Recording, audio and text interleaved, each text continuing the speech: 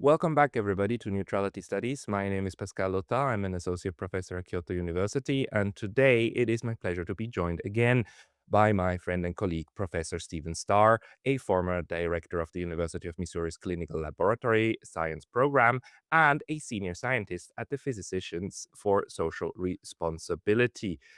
Stephen, welcome back. Well, thank you. It's a pleasure to be here with you. Well, I wish it was for happier circumstances, but unfortunately, we are gathering in order to talk about the Iran war and how horrible everything has Uh, become. And you know the just the chances of escalation, right? And what could escalate on the weapons level, because you've been doing research about this for a while. Just very quickly, can you give us your background and what you have in store for us? well, I've taught a class on nuclear weapons at the university for 10 years. I've written a book on nuclear electromagnetic pulse, and I worked as an expert witness for Switzerland and New Zealand at the United Nations on nuclear weapons effects. Um, I've been, like anyone else, I've been very concerned about what's going on in the Middle East. I'm horrified by the fact that we've attacked Iran again. I just think it's a tragedy. But I really think that Trump is delusional. I think that they've grossly underestimated Iran's capabilities. They haven't looked at what happened, even the 12-day war in 2025, what happened with the missiles that Iran launched at Israel then. I got a video clip of that. But, basically, I'm very concerned that this war is going to spin out of control pretty quickly. And I can summarize. I'll summarize my thoughts at the beginning, and then I'll return to them at the end of my presentation.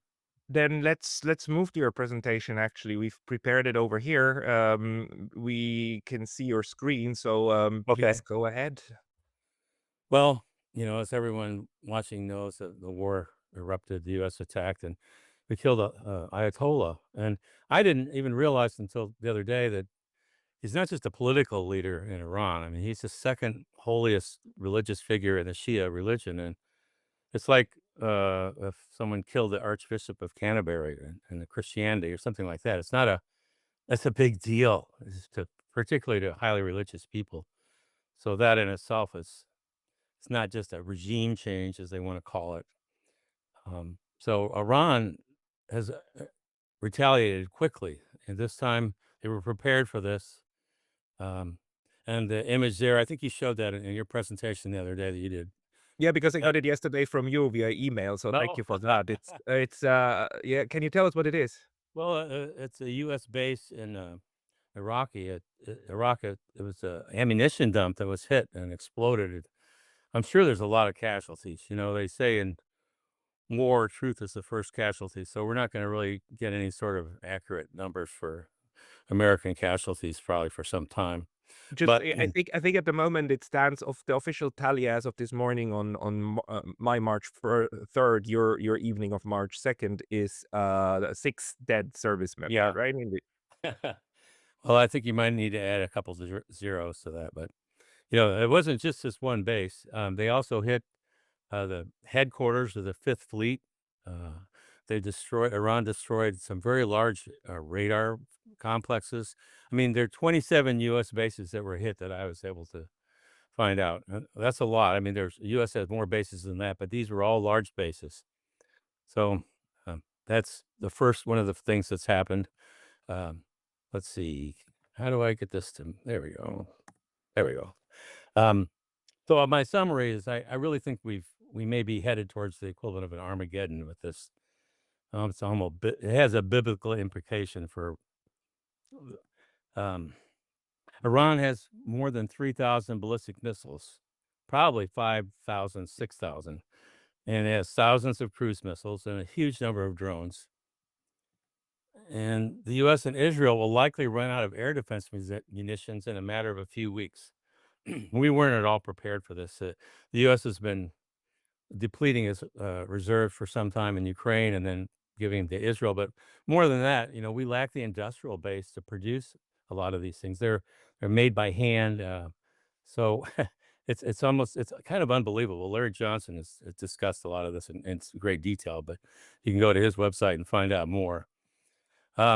Iran has placed most of its missiles in underground missile cities, and these are really elaborate complexes. They're deep underground. And Iran is like a country made of granite. These, Mm.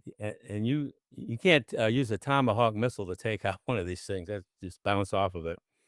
And Iran is an enormous country. It's about the size of Western Europe. I don't think people realize that. Maybe 4 times larger than Iraq. So trying to hunt up and find all these missile cities. I mean, I'm sure they've been using radar and satellites to try to figure out where they are, but trying to hit all of these in a short period of time is just impossible. And Iran can decimate Israeli cities with these forces. There's only three large cities in Israel that have 50% of the population. And I do not think that Israel will accept the destruction of its cities. If you have thousands of ballistic missiles coming in and just hammering their cities, I think that Israel, I mean, I'm sorry, but I believe they've been committing genocide for some time with the help of the United States, something I've been deeply ashamed of, actually. Um, so I don't see why they would have any qualms about using nuclear weapons, particularly if their cities are being destroyed, which we'll find out soon.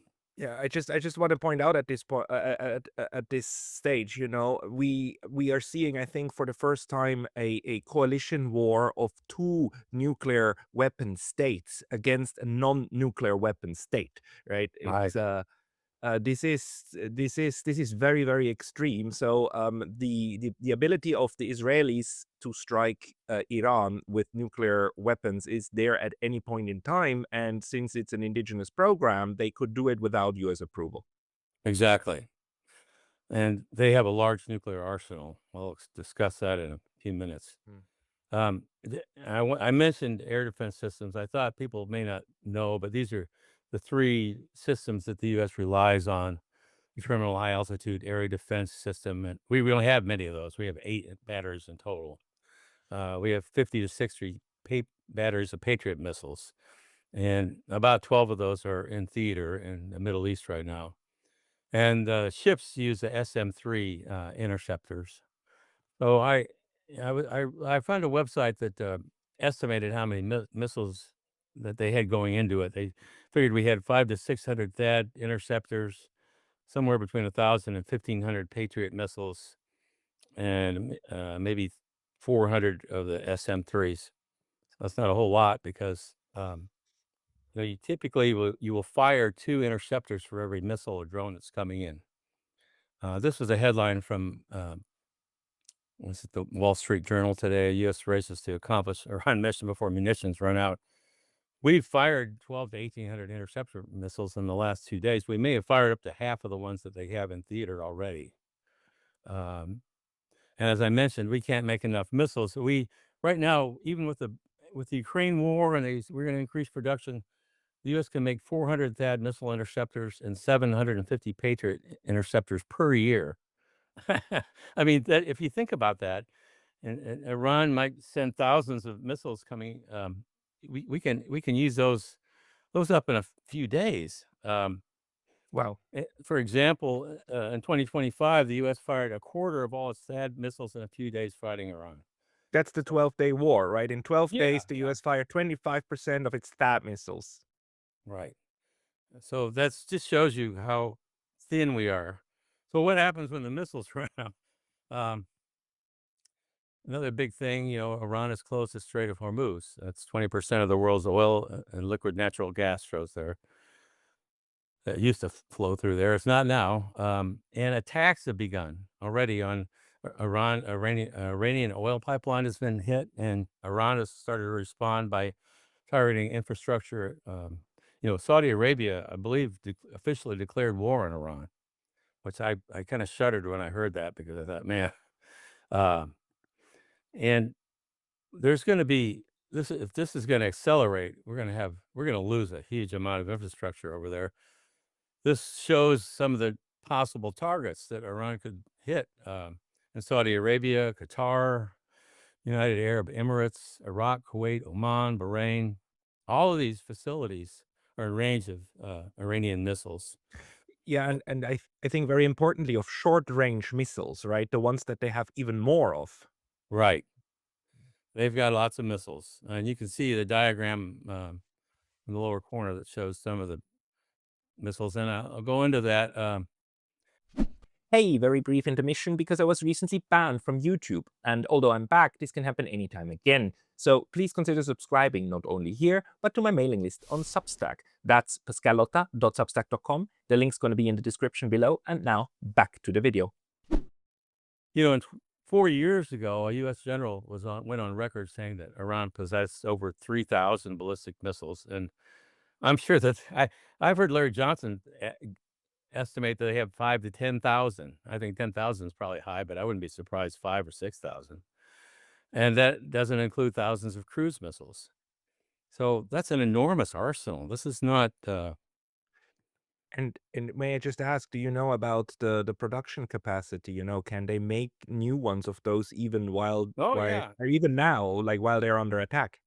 Oh, they have production facilities underground, probably in the same missile cities or something similar to it. I saw just maybe a couple of weeks ago they offloaded a bunch of tons of uh, missile fuel, perchlorate, as explosives. I'm sure they were taking them, in anticipation of manufacturing munitions. So they've been preparing for this for a long time. But you can look at these photos. These are not just little tunnels. These go for miles. Um, this is a satellite photo of the one of the missile cities, and the missiles are mounted on mobile launchers within the cities. They can pull those out, and those, it's hard to hit a mobile launcher too. They can drive them around. They don't have to stay in one spot. Um, this is a picture of some of the mobile launchers coming out of the tunnel. You can see the size of that tunnel. It's not.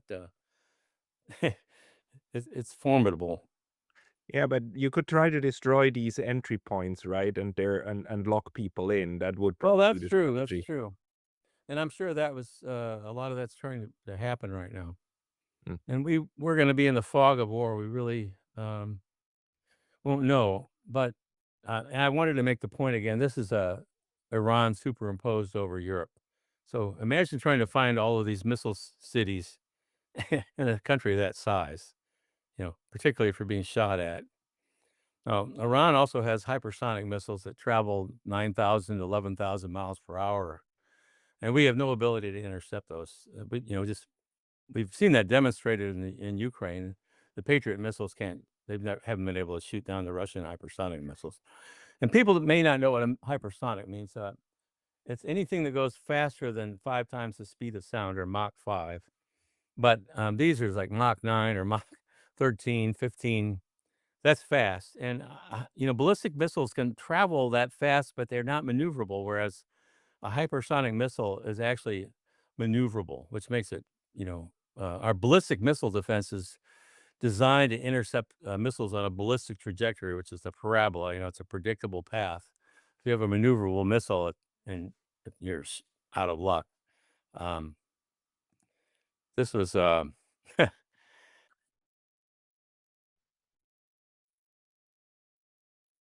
that shows you how fast they can go.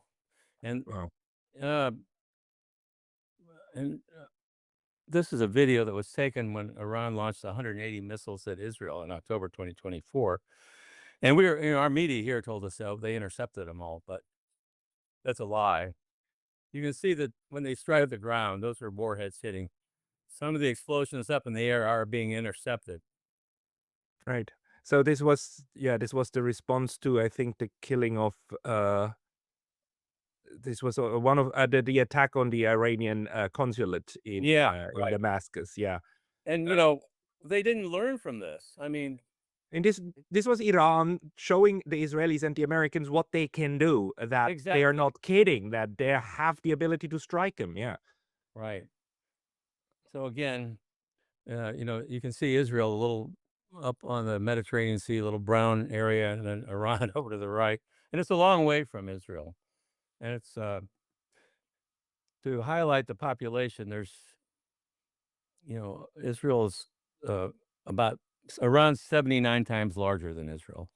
And it's got 10 times the population. And 50% of the Israelis live in the three cities, Tel Aviv, Haifa, and Jerusalem. And what that means is that those are very uh, That's a small number of targets for a lot of missiles. Right. Now, Dr. Theodore Postal did a really good presentation recently, and I took the liberty of using some of his images here. This one shows a simulated missile impact in Tel Aviv with 500 missiles, each carrying a 1-ton warhead with an accuracy of plus or minus 1,000 meters, circular air probability, that's CEP. And it's quite a, that's a lot right there. This is a high resolution image that shows where the targeting would be. If you were there, this is an image from Gaza, but you can see the same type of damage, the direct hit in the background and one in the foreground, and damage from a detonation at 30 to 40 meters. Well, if you're going to be in Tel Aviv, you may be seeing a lot of this. This is something that really bothers me. Israel destroyed the Al Aqsa University in Gaza, where 25,000 students once studied, and this is what it would look like if you're observing from a distance. It's just something that's, I mean, I've taught in college and it's learning, and this is just one more atrocity besides hitting hospitals and schools. One more one more war crime designed to make it impossible for Gazans to ever study again, to kind of to rebuild. Right. But you're using this as an example of what a couple of missiles can do, right? To a Right. complex. So this is another image by Dr. Postal. Only this time the missiles have they're better accuracy. They're plus or minus 500 yards, and you can see how much more concentrated they would be.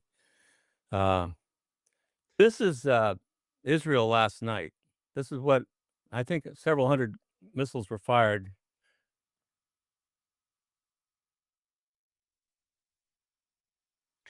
There they go.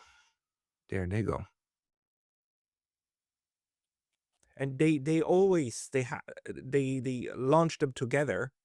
Oh yeah, they overwhelmed the air defenses. Yeah. And you just said, like, if we assume about a capacity even of just 2.5 to 3,000 of these long range ballistic missiles, they can mount such salvos, like they can mount at least 20 or 30 such salvos before Exactly. they run out.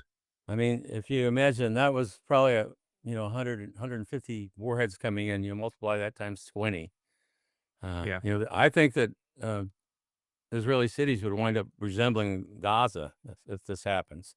Gaza covers 140 square miles or 363 square kilometers, and Tel Aviv's 20 square miles or 51 square kilometers. So, at any rate, I thought I'd show one more. These videos were removed from the internet. They're trying to censor this so people don't see what's going on. But this is, again, Israel last night. And this is a foretaste of what's going to be happening. I mean, it may be happening right now as we speak.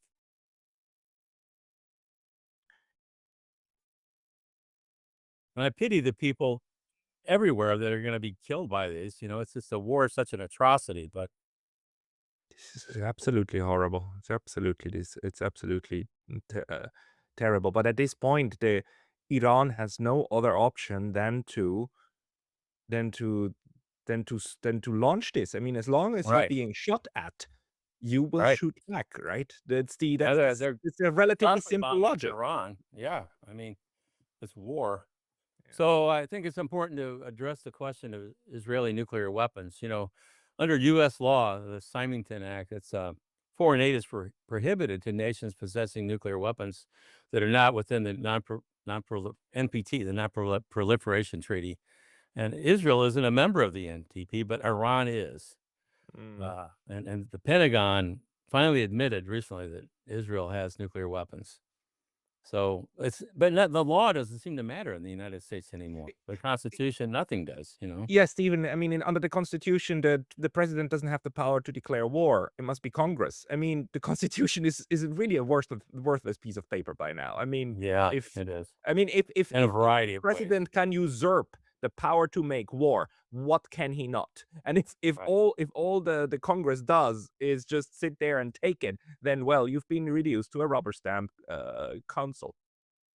You know, Ironically, ever since we've had launch-ready nuclear weapons, in a sense, the president's been able to launch a nuclear attack anytime he's wanted to.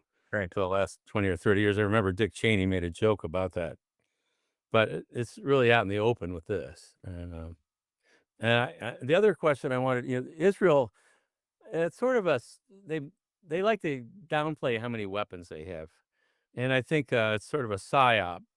I really admire some of the guys that publish the information about nuclear weapons, but one that's respected in the Bulletin of Atomic Scientists has said for years that they have 90 nuclear warheads. Well, that's not true. Even I found an article published by the Defense Department in 1990s in the U.S. that said that Israel had between 90 and 300 nuclear warheads, 25, 30 years ago. Israel also has a second strike capability, they would call it. They have German diesel subs. They have 5 of them, and the 2 most recent are the most modern. They have very long range. They carry 16 cruise missiles that are armed with 200 kiloton warheads, similar to a Tomahawk cruise missile. And, this is a very, very deadly weapon. So, Can uh, they carry a nuclear warhead? oh yeah, they do. I mean, they are armed with their nuclear warheads, each one of those cruise missiles. So there's 16 nuclear warheads on board each one of those subs, and they can go 1,000 miles. So, what's the outcome? I think the desired U.S. and Israeli outcome of this war is this regime change. We don't make any secret about it. They would like to see Iran broken into pieces, fragmented. The elimination of all the offensive capabilities of Iran, the missiles destroyed, and the U.S. is going to suffer some losses, but would be seen as winning along with Israel. So that's what's being trumpeted here. But maybe that's not what's going to happen. I don't think so. I think U.S. and Israel won't be able to defend against the Iranian missile attacks or destroy the Iranian missile cities. We're going to run out of the defensive missiles for our interceptors in pretty short order. Some of the ships are having to travel a couple days just to go back to have they have upright tubes where they load the missiles in, the SM-3s, and they have to do that in port. Um, And I think under these circumstances, the United States is going to suffer major losses. Right? We have already seen the bases that are being hit and are being evacuated. U.S. aircraft have been down. They've claimed the F-15s were from friendly fire, but I don't know. I think that who knows? F-15 down by friendly fire? I mean, somebody accidentally fired at your own aircraft. I mean, that's Well, that's that's a tough one to swallow. it's possible. I'm not going to say Mm. it's not true, but that's what you want to say. You don't want to admit that Iran might have an active air defense that could interfere with us. But the point, my main point here is, as you could see, is Israeli cities are likely to be devastated by Iranian missiles, and if that happens, I think they'll retaliate with this nuclear arsenal.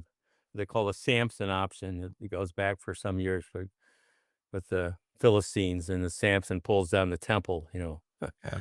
So I don't know. I'm sorry, that's not a very optimistic forecast, but I've been trying to convince people that nuclear weapons are a bad idea for about 30 years, and if we're stupid enough to stumble into a nuclear war, we could risk most of the life on Earth Yes. because then we go from a few nuclear warheads to thousands of them in the U.S. and Russian arsenals. So, so I'll stop sharing. Thank you, thank you. And if you Mhm. open up again your browser, you will see me as well. And thank Yeah. you for this. I mean, it's the realities of this are extremely scary. The does Iran have any kind of missiles that could reach continental United States? No, I don't think so. Okay. They've tried to been very conservative, really. Ironically, the Ayatollah, who the U.S. just killed, had his fatwa against making nuclear weapons for Yeah. decades. Yeah. But they don't want to present a threat to the U.S. But their neighbor Israel, as I mentioned, has a nuclear arsenal, isn't a member of the NPT as they are, and um, Larry Johnson cites statistics show that Iran is not a leading sponsor of terrorism, as often claimed here. It's more likely Israel. So, I because mean, a lot more. which one of the two just inflicted a genocide on the Yeah. part of the people in the Middle East and West Asia. I mean, which one of the two?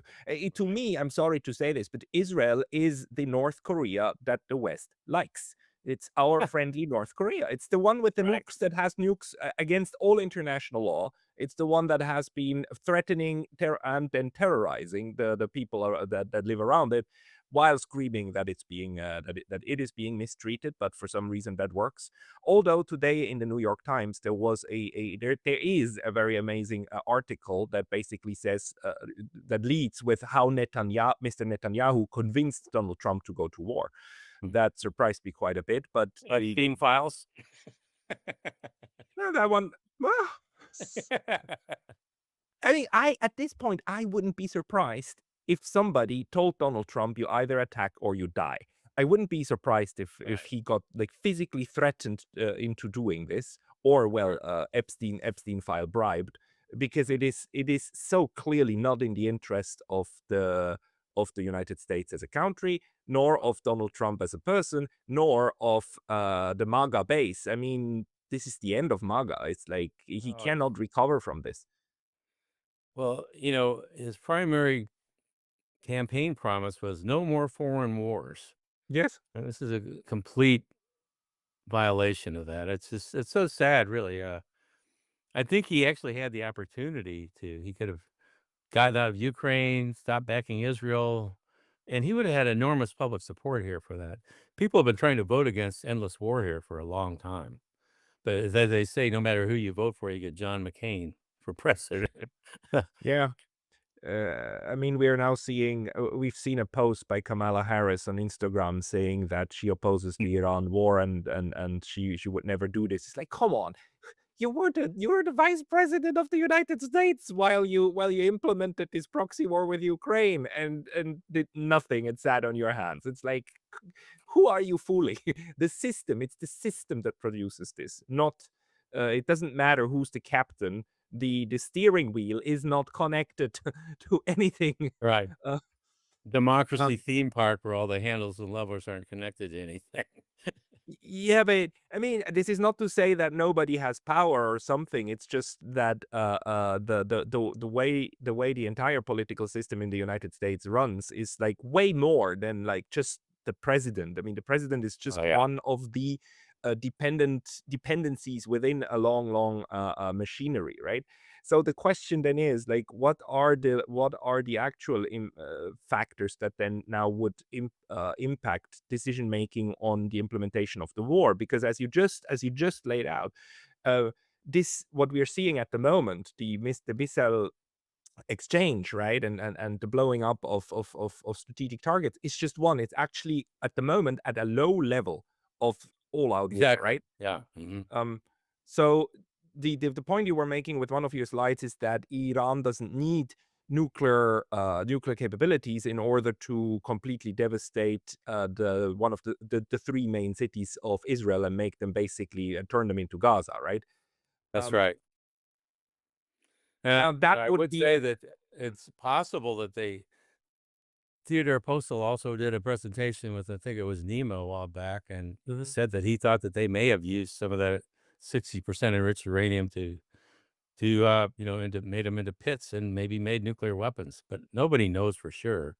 But even if they did, they'd have a handful of them compared to what Israel has. So, Yeah, yeah. I think that presentation by Ted Postel was with Glenn Deason, and his point oh, was okay, yeah, these nuclear weapons are by now so easy to make. I mean, it's an 80-year-old oh technology, yeah, soon to yeah. be 100, and you don't need to test those. You don't. This is not a very elaborate thing. You know how Oh, that's exactly you right. know how to put them together, and any rational kind of military actor would have to assume that Iran now possesses these Of nuclear course. capabilities, right? Well, if you can make a hypersonic missile, I mean, the U.S. hasn't even successfully tested a prototype, and Iran's firing them. So they have super advanced technical capabilities. I mean, they call it a virtual nuclear weapon state when a country has manufactured all the components for a weapon, but they haven't assembled them. Japan would be one of the Yeah. countries like that, for example. Yeah. But as far as I know, at least I think it was Vice President Biden said that in an interview in 1996. No, no, no. Over here in Japan, it's well understood. It's one of the open secrets that Japan is 6 months away Wow. from a nuclear from a deployable nuclear warhead because they have the missile capabilities, they have the nuclear energy production sites Lots and of so on. plutonium. Yeah. But yeah, so I mean, and they have the knowledge to do it. So if the decision was made, they would have it very quickly. So it's a Right. threshold state. Now the question is Iran over the threshold, yes or not? But the argument that the apostle made actually is that any rational military actor, like meaning also that Right. Yeah. including Israel and the United States, would need to plan on the assumption that if they shoot nukes, a nuke will come back. Exactly right. You're not sure, right? Right. And I just hope nobody shoots nukes. But as you pointed out, Iran doesn't have to devastate those cities. And even the World Court has ruled, I guess, that if a country faces an existential threat, they might have the right to use nuclear weapons, which I thought was a terrible decision. Yeah. But uh, But, but I you think know, that might be the thinking there if they think their cities are about ready to be wrecked. yeah, what this unfortunately means is that the logic then dictates that if Israel or the US think about using nukes, they wouldn't think about using one to strike Yeah, one yeah. city. They would think of massive nuclear firing in order to prevent the second strike capabilities of Iran, right? Probably so. Those missile cities, the tactical nuclear weapons are sort of an amorphous term, but you know, a weapon the size of the bomb that detonated at Hiroshima and Nagasaki still got the equivalent of 10 or 15,000 tons of TNT explosive equivalent in it. And it would release a lot of radioactivity too, because those would be surface bursts that would be hitting the missile cities. It would be a big mess. There'd be a lot of fallout. I wouldn't think Russia would appreciate having a nuclear war on its border right now. I know we cannot know this, but we should try to find out if there has been any kind of um, behind the scenes kind of communication about what that would mean. I mean, whether Russia. The thing is, if you launch these things, right, the Russians might not be perfectly able to predict where they are going, right, and it might put their Hey, nuclear arsenal on alert or even trigger something over there. If these things come from Israel, I don't believe so. But if they came from continental United States, that would be a well, I don't think we would launch. We'd have to have an intercontinental weapon from the U.S. They would use submarines. Some of the submarines carry what they call low yield warheads now. They've made it, and the Russians protested against because they said, "Well, how do we know what size warhead you have on there?" But if they decide to fire, it would be probably from a submarine.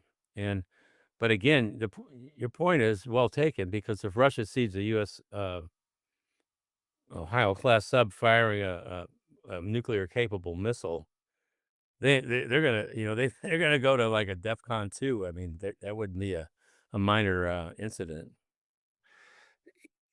And what about last year? Like in during the 12-day war, there was this news, and I believe it's probably true that Pakistan actually said that it would consider a nuclear strike on Iran as a nuclear strike against itself and retaliate. Is that did you follow up on that on Well, those I've news? heard of that. I've heard that too, and it's hard to know with a lot of this because at some point it's kind of hearsay. But I've heard people like Larry Johnson and Colonel Wilkerson and talk about Pakistan transferring nuclear weapons to Turkey or somebody that in the event there's an attack either on Iran or Turkey with nuclear weapons. So yeah, it's a wild card. You open that Pandora's box with a nuclear weapon, you don't know. It's just a whole new world at that point. It is a whole new world, and the logic is, of course, that no state will risk its capital for the capital of another one. No nuclear state will risk its capital for the capital of a non-nuclear state. So, nuclear umbrellas in this sense are Mhm. are at least that's the argument. Is the argument are a bit of a fiction, because if push comes to shove, if the button you need to push is not at home, is not with you, then the other one won't push it, right? Which is actually the logic why Israel wanted its own domestic program and everything, and why the US is so keen, and Israel are so keen on preventing Iran from having that, which is on the other hand, though, complete fallacy, because Iran always said we don't want this, and we don't have it, and uh, just just leave us alone. And the JCPOA, I mean, they were in the JCPOA, and the JCPOA was working and verified by the IAEA, the International Atomic Agency, that they actually indeed really did not produce anymore fissile grade these weapons grade fissile material. It was all working. So Iran sent every possible, not just signal, but Right. agreement that they don't want the weapon, right? They just need an indigenous program for medical and whatever other purposes, and they were ready to have all of that under supervision. So it was torn up. It is utterly clear that this was used as a talking point to justify the unjustifiable in such a thin way that it's even thinner than with Iraq. Well, the U.S. actions are so reprehensible. I mean, this is the second time that we've been conducting negotiations and using them Yeah. as a ruse before we attack. And I think there's going to be huge ramifications. A lot of countries are going to start looking at getting nuclear weapons now as a result of this. And I would Yeah. be surprised if the Russians decide that, the hell with the U.S. If they say, why would we want Witkoff to come over and talk again? I mean, who's that? They have a word in Russia, non-agreement capable. Uh, and I think that fits pretty well. It's the New York Times article today even had that in there, saying like Mm. yeah, the reason behind the negotiations was in order to buy time for the United Right. States to build up its military, which it clearly was. I mean, it wasn't ready in December. You need to get the fleet ready, and we could see how little by little they were building it up, which is why some of the analysts on my channel, Rainer Rupp, said in back in December, they at the moment it's a weak fleet. It's a weak fleet, even though the first carrier group had already Right. arrived, but it's not enough. But by February it was enough. Well, it's tough because a lot of people really want peace. Even Yeah. people like Ray McGovern, who I admire. I mean, I've heard him arguing with Larry Johnson about, don't say there's going to be an attack this weekend. Well, nobody wanted it, but the Russians, Putin trusted that the Minsk agreements were legitimate and they were used as a ruse. So the West has a habit of using negotiations as a means to only as a means to gain a military advantage, and we're in trouble with that because of that. Yes, yes, we are, because I mean, nobody should trust the West. Nobody should trust anything, any word that comes out of a diplomat's mouth in the West. Because it might, if you do, it might be your death sentence. And I believe that is now pretty well understood. The fact that there were all of these drones going to where Vladimir Putin was, Yeah. I mean, his residence, right? It's like, while saying like, "Oh no, I'm very concerned about this, very bad, not good," and implementing a war through Ukraine, right? Um, they go and now they manage to kill the leader of the, well, let's say the third largest um, adversary nation, right? That they decided is the adversary nation. So you have two more powerful ones on top that are still alive, but I mean, by now it's clear what's in store for both, like Vladimir Putin and Xi Jinping, if they do not have enough military capabilities. I mean, that's the logical outcome. That's not what I want No, the case to be, but that's that's what it's sad. the United States now proved. The Russian nationalists and people like Alexander Dugin they're very worried at this point. They're writing that saying, "Look, it's time to stop negotiating." Uh, I guess I I think Putin truly wanted peace. I think a lot of people here would Yeah. probably, I'm a Putin synthesizer, but I'm not. I actually don't trust any nation, any government. But the Russians could have leveled Ukraine in short order if they wanted to, but they've had this war going on for 4 years. You can get into all this 5D chess about, well, what's this designed to deplete NATO's arsenals and all that, but I think a lot of it was just that they were brother Slavs and, Ukraine's been historically part of Russia. I mean, the Rus, Kiev, and they didn't wanna go in there and kill everybody, but we're at the point now where I think that Zelensky may be have a short lifespan if something's gonna I think Putin might even be at risk if he doesn't take stronger action because he's gonna wind up having people coming after him. I don't mean to change the subject from Iran, but I No, think no, that but we need to think about this together because this is now influencing each other. I mean, this yeah, is a new war, and it influences how everybody will see and perceive the, you know, the the turns, right? In game right. theory, you think if you think of if a game in game theory only within one single game, well, then the calculation is completely different from when you look at it in repeated games and what the actors actually learn from each of this. And this is another one. The fascinating thing here is that the Ukraine war is highly in a way, from the NATO US perspective, highly successful because you're able to implement a strategic strike against the adversary nation through a third nation that then does your bidding and takes all the hits while you Mm, sit back, sip coffee, and and proxy. uh, and, en- and enjoy your warm living room, right? But now this is kind of the opposite situation where Israel is able to use the United States as its implementation partner of a war that it wants and it is good for its strategic rationale, and has, in my view, like there's no upside. There's just no upside. Mm-mm, This no. the JCPOA style end, like negotiated end to the crisis would have served the United States so many times better and Donald Trump so much more than this one. So it's really bizarre. Well, I see Israel as just being completely out of control. I mean, they've attacked about every neighbor they have, and what's happened to the Palestinians is just a terrible stain on American history as well as. And I think that things are escalating out of control right now. We'll see in a few days what happens with the Iranians. We really don't have a way to know ourselves what's going on. We're going to get official pronouncements from the governments, and but those cell phone videos I think are pretty revealing. When you people in the street, if there's videos coming out of Israel of the whole sky coming down, that's that's a that's going to be a bad sign.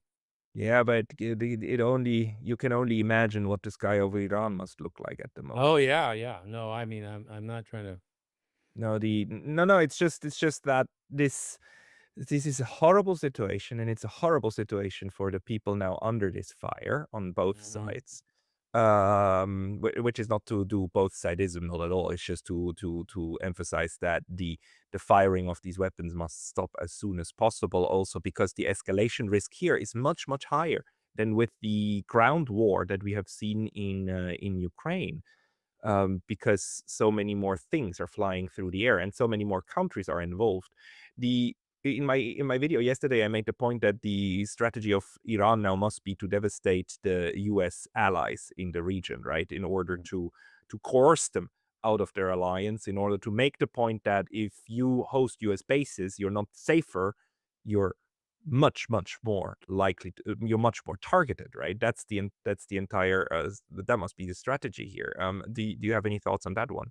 Well, I think I had a diagram of all the oil refineries in Yeah. around the Middle East, and we've just had the straits closed for a day or two, so we haven't seen anything yet in terms of the ramifications. But if they remain closed for a few weeks or longer, and they hit all these oil refineries, that's going to be a major economic impact on the world. And Trump's, he's going to he's going to lose his midterm election for sure. I think unless they postpone it or something, because Americans are not going to be happy about any of this, as far as I can tell. Most of the people I know didn't want a war. I think the public opinions polls show that 70% of Americans were against this attack. And, the opinion's finally changing in the United States where more people are sympathetic to the Palestinians than the Israelis. It was Mm. the older generation that, we were schooled on Exodus and all the things, always saw Israelis as the victims and they were brave. But eventually when you learn about the real history, particularly what we've seen with this incredible devastation. I just it made me sick to see the U.S. airlifting munitions over to Israel every day for a year or two so they can bomb the hell out of Gaza. And, realistically, there's probably a couple 100,000 Palestinians that are buried in the rubble there. They stopped, they put out at casualty death estimates of 50 or 70,000, but those are grossly, Those it's, are just the officially confirmed deaths with people having death the certificates. yeah, It doesn't include the people buried under the rubble. It doesn't no, include it's, the missing. so that's the background there. We're so complicit with that. The United States, we're going into this war with Iran with that all that blood on our hands, and it's terrible. Trump wants to build a resort there. I guess he wants to pave over the have a couple 100,000 dead Palestinians where he can build his hotels on top of or something. But I just that's to me, we're entering into sort of a surrealistic world with this kind of with the Epstein files in the background and all the decadence and It uh, it it really can't get much worse. Also in terms of the the grotesque reality that this is now being done by the president of the officially like UN Security Council sanctioned Board of Peace. The chair of the Board of Peace is now implementing an all-out strategic war and declared literally war on peace. Iran. Um, it's They'll make the mockery of everything, including the language.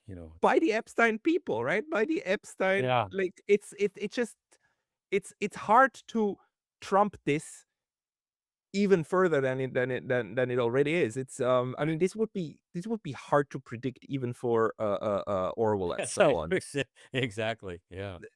Um, so which which really which begs the question to me. It's like, is there anything that can constrain this situation still? Like, let's say if a miracle happens and the United States, the Europeans suddenly wake up and say from their 100-year slumber and go like, what, wait a moment, this is potentially going to eradicate us. I mean, if this oil from the Middle East ceases, and I've read that analysis yesterday, and the economy is wrecked for kind of, this trade is impeded for months, the United States might actually need to restrain its exports to the Europeans because it Right. needs it to stabilize prices at home in order for Donald Trump to have even a shot at the midterms, right?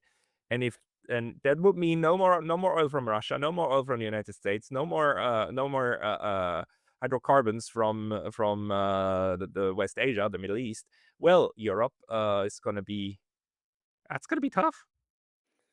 Well, I think a lot of people have been hoping for a while that the West would collapse economically. That the banking system, which seems to be on the verge of collapse with quadrillions of dollars of derivatives floating around, and the U.S. is creating over $1 trillion in debt every 120 days right now.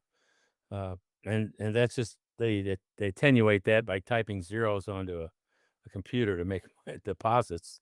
And Yeah, that's an unsustainable situation, I think. So I would know, ideally, if we could have some kind of collapse like that and avoid a world war, but sometimes a collapse can trigger a war, so it's hard to call what's going to happen. a financial collapse will not come from government debt. That's a ruse. Oh Government yeah, can okay. yeah, government can produce as much money as it wants, as long as it's indebted in its own currency. All right, Only if that's you're true. indebted in foreign currency, and the United States, being the reserve currency of the world, basically cannot, unless Congress makes a weird law about it. But Hmm. in theory, the question is the real economy. Will the real economy be impacted in a way that stuff cannot be produced anymore? Will you have no access to the oil? Will you not have access to the production capacities, to the rare earths? Once Right. that starts, it's a real constraint. Mm. Well, that's true. I mean, we exported our industrial base here decades ago, and the lack of the ability to make munitions and missiles is just one reflection of that. Although our defense procurement procedures are so corrupt that that's a big part of it too. The weapons are made for profit as much as defense. I mean, But we're that's that's a shimmer of hope actually, because I had this talk with Greg Mello the other day who said like, look, they Oh cannot yeah, produce great. this stuff at the moment, which is great. I mean, capitalism basically constraining the war making capacity of the state. I mean, that's good news. Yeah, But the question is how far can it go? And the stockpiles, unfortunately, are still pretty large, especially of these goddamn nuclear weapons. yeah, they are. Well, we got up to 86 or maybe 80,000 nuclear weapons, or 70,000 at least in 1986. Mm. And then, we had came to our senses and had the arms reduction treaties and got down to we're a little over it's like 12,000 weapons now, but that's still so many weapons that Yeah, I mean, you just showed us in your presentation what Iran can potentially do with 6,000 conventional weapons. The yeah, US has right. twice of that with nukes on top of it. And not all of them are missiles, but bomber deployable and stuff like that. But Stephen, do we have any kind of good news to end the program with?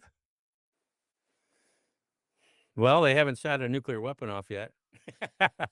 I hope that somebody will come to their senses. I think Trump's probably scared right now. I mean, I think Yeah. he's backed himself into a corner. But, the odds are that he's gonna be more likely to make a bad decision than a good one. Now they're gonna but they maybe they'll just declare victory and leave. They did that with, the Houthis, so it's not out of the question. But Israel is where push is gonna come to shove, because I think Iran is intent on wreaking havoc. I think Israeli cities are gonna be hit, and that's where well, hopefully, it won't escalate further than that, but I think it might. Yeah, but that's not the point where this communication, the missile communication game starts, right? With Mhm. depending on what the Israelis hit in Iran, the Iranians Right, will do some sort of damage like that. And if the Israelis then say like, well, then we're gonna hit you harder because you won't dare to hit us completely because you know we will nuke you. Well, then you play this chicken game, right? right. And if And, there may be talks going on now that we don't know about, but, if I were the Iranians, I'd have a hard time talking to the Americans right now. I think I heard that Trump even proposed a ceasefire or something like that, and they said to forget it. Maybe that was bad news, but, they're mad. I think they want revenge right now. in the calculation in Iran must be that if this impunity continues, then the rain of fire on them will continue, right? So they need to Right, to establish the principle that actions on one side have consequences on that side as well, right, and that must be their calculation. But how to do that without triggering a nuclear war is, and the other side will use exactly that threat in order to right, maintain the impunity, right? Um, right. it will be really interesting to find out if Netanyahu is actually still in Israel or if he fled the Mm, country. There's rumors to that extent, but right. they're rumors. Berlin. Yeah, All right, Stephen. Very unhappy topic, but I'm very yeah. glad Well, that thanks for having me you on. that you showed us this and that you also gave us a sense of the kinetic things that are going on, even if we can't know exactly what it is. I mean, we know now with the bounds and terms within which we need to think. People who want to read from you or sign up for your mailing list or what it is, where should they go? Well, I have a website called nuclearfamine.org, and there's a lot of information on that. I guess I need to get a mailing list or whatever. I'm sort of a retired professor, and I'm just trying to keep up with the world at this point. And I'm not generating a lot of profit, but that's okay. You're generating a lot of interested listeners, including me. So thank you very much, Stephen Starr, and see you again next time. Well, thank you.